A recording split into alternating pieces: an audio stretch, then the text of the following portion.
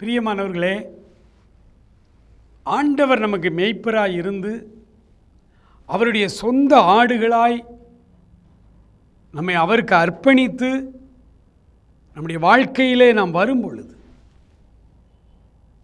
தடைகளை கடந்து வரும் பொழுது, அவர் நமக்கு வைத்திருக்கிற பரீட்சைகளிலே பாஸாகி நாம் வரும் பொழுது நமக்கு ஒரு நிரந்தர விடுதலை அவர் தருகிறார். காலை வேளையிலே ஏன் விடுகிறது என்ற துக்கத்தோடு அநேகர் எழும்புகிறதை நாம் கேள்விப்படுகிறோம். பல வருடங்களுக்கு முன்பாக ஒரு சகோதரன் சொன்னார் என்னிடத்தில், பிரதர், ஆண்டவருக்குள் வருவதற்கு முன்பு நிறைய கடன், ராத்திரி படுக்கும் பொழுதெல்லாம் நினைப்பேன், காலை விடியாமலேயே நான் செத்துப்போனால் நல்லது என்று நினைப்பேன். ஆனால் காலை விடியும் நான் எழும்புவேன், ஏண்டா இன்னைக்கு காலை விடிந்தது என்று எத்தனையோ நாள் படுக்கையிலே துக்கத்தோடு இருக்கிறேன்.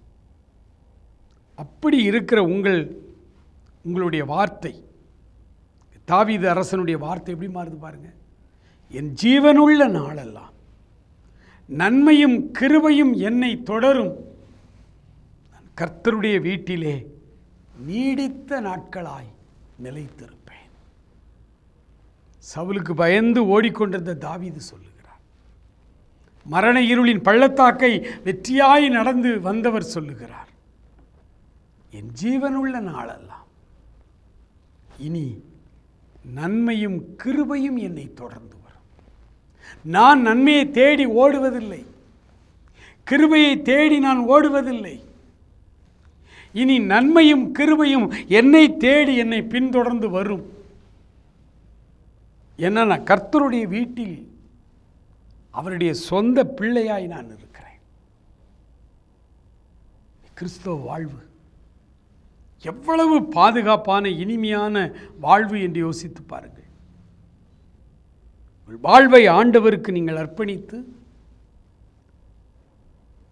அவருடைய விசுவாசத்திலே நாம் ஸ்திரப்பட்டு ஊன்ற கட்டப்பட்டு காணாதவைகளை விசுவாசிக்கிற நாம் பாக்கியவான்கள்.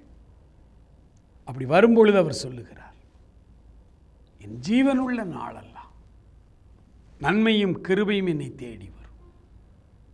நான் கர்த்தருடைய வீட்டிலே நீடித்த நாளாய் நிலைத்திருப்பேன் என்று அவர் சொல்லுகிறதை பார்க்கிறோம்.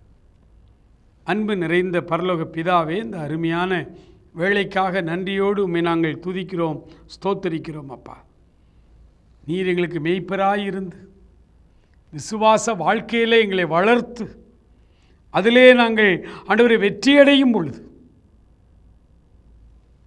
இனி எங்களுடைய ஜீவனுள்ள நாளெல்லாம் நன்மையும் கிருபையும் எங்களை தொடர்ந்து வரட்டும்.